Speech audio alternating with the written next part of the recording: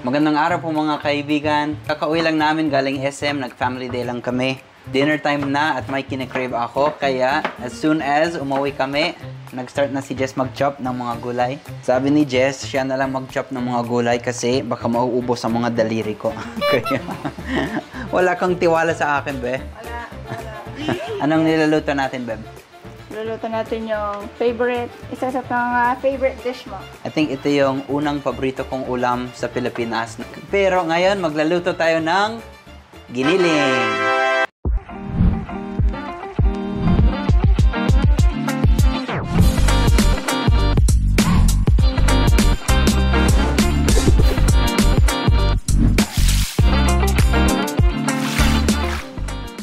Ang mga ingredients lang natin, sibuyas. Bakit dalawang klase ng sibuyas? Para sa ginisang ampalaya. Ay, gagawa ka ng ginisang ampalaya pala.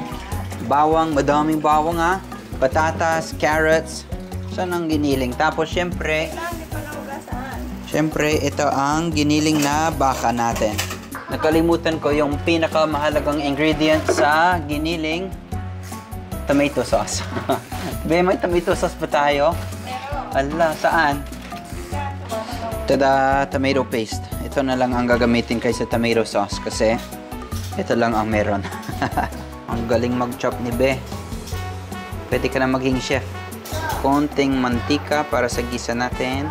Gisa muna natin ang bawang at sibuyas. Huwag lahat yung bawang tira ka sa ginisang po. One bucket, one. Like half of the bawang? Yes, Kalahati lang ang gagamitin natin dahil gagawa din si Jess ng ginisang ampalaya mamaya. Ating giniling na baka, paminta, pangpalasa,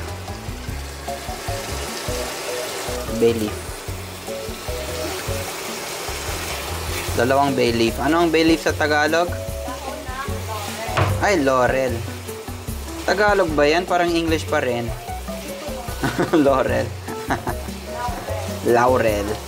Ito lang toyo. Ito ang toyo brown natin. Hindi nauubusan ng toyo. Maglagay ka na, bilis. Laklakan mo yung toyo mo. Laklakan ng toyo. Pangpakulay lang ang toyo daw. Kaya pala ako na-inlove sa giniling. Nung unang nagda-date kami ni Jess, pumunta kami sa bahay nila sa Tabor. Dito lang sa Pangasinan. At yung tito niya, na sobrang magaling magluto, nagluto siya ng giniling.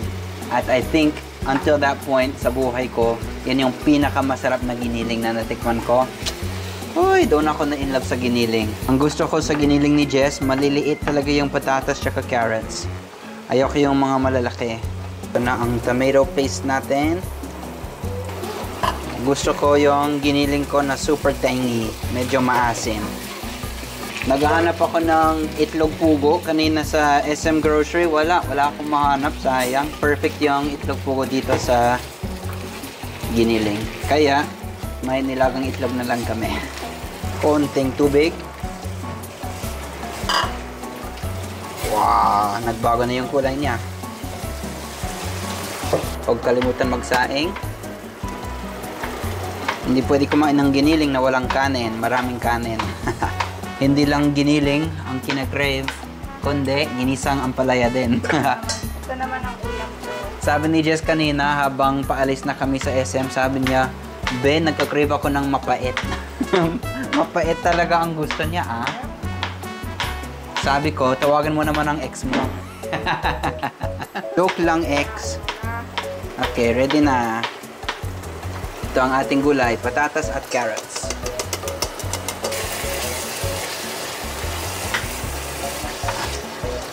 Konting tubig pa. Wow, ito ang itsura ng perfect giniling para sa akin. Extra flavor itong oyster sauce.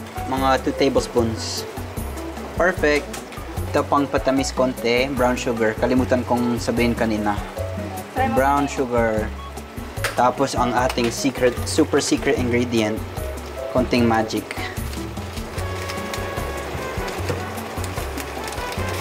Ihalo muna natin, tapos taste test. Kung masarap itong giniling ni Kuya Jake. Taste test muna tayo. Masyadong matamis ba?